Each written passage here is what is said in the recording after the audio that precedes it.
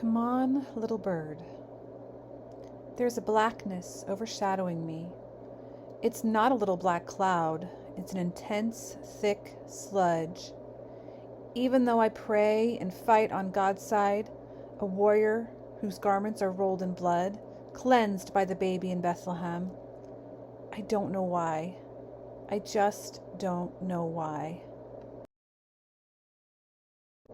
It reminds me of the Nephites. After the storms and earthquakes ceased, thick, black, pitch darkness.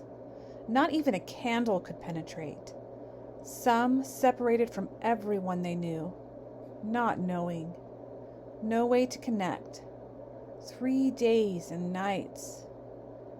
I'd think, where are my babies? Are my babies all right? I'd cry hard, bitter tears. Awakening has its opposition. I have been wounded. I can be healed. My hand is held like a mother with a tired, reluctant toddler who has no idea they are going to Disney World. Come on, little bird, come on.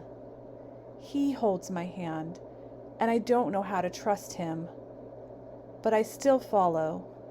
He is gentle. He is kind. He has so much patience for my lack. He never lets go. Come on, little bird, come on. And I follow him through the arrows in the air. I follow him through the dragon lair.